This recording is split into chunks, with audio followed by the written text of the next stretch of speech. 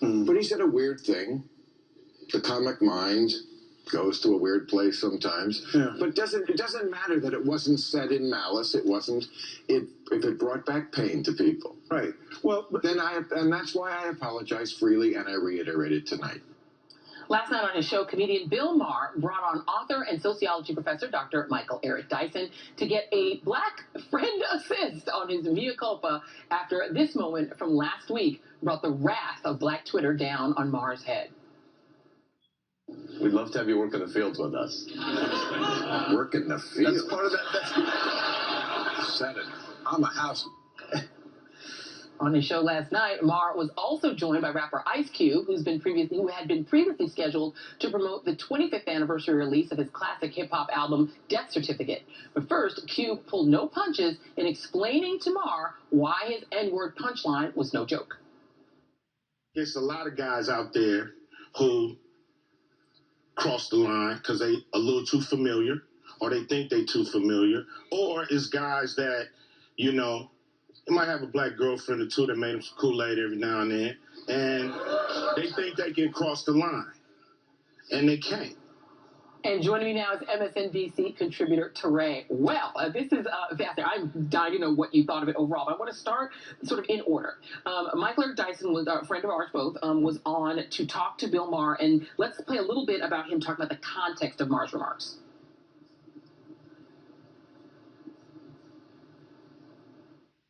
In the age of Trump, we think about the nefarious resurgence of racism under Jeff Sessions and under Steve Bannon. There's no question about that.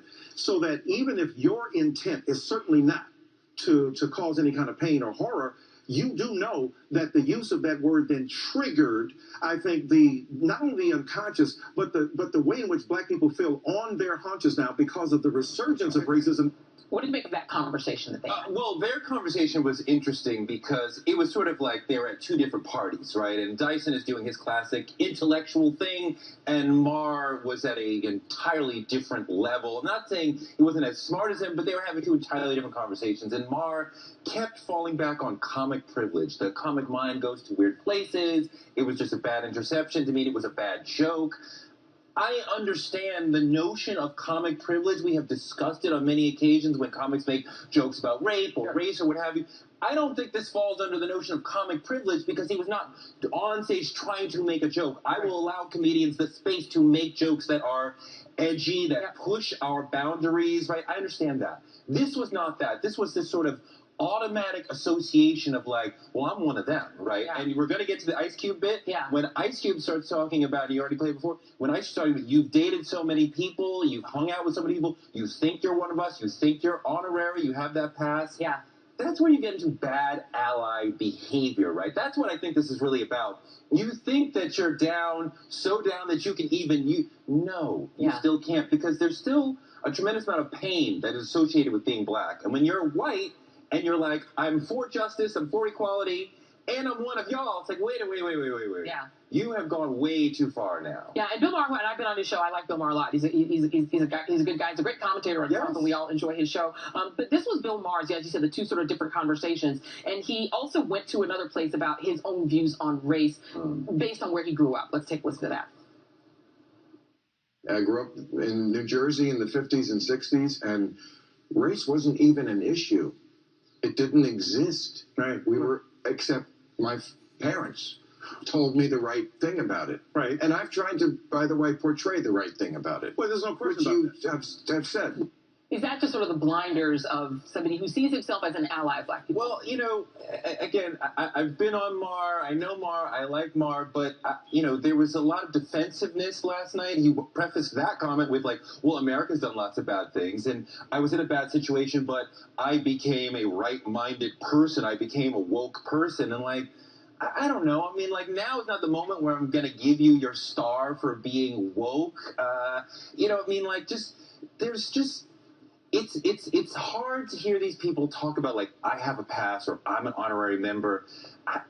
There's no pass, right? And you are not being a good ally when you act like I'm one of y'all, right? Yeah. This is a over-identification, right? And it's painful. It's fetishizing, right? It seems to sort of minimize and objectify me when you're like, well, I'm one of y'all. Like, you know what? you are an extraordinarily privileged, straight, white man, super rich. Like, you are not one of us in any way. And I thought Simone Sanders and Dyson both made a really smart point, which was, it's not as if the slaves in the house were really any better off. Yeah, I mean, the house-field dichotomy needs to die. Yeah. But really quickly, I want to play Ice Cube, which I thought was probably the most powerful moment last night. Take a listen. Now, I know you heard it's in the lexicon, everybody talking, but that's our word now. That's our word now. And you can't have it back. When I hear my homie say it, it don't feel like venom. When I hear a white person say it, it feel like that knife stabbing me, even if they don't mean it. I mean, he's absolutely right. In this era, we understand that words have different meanings when they come out of different bodies and different experiences.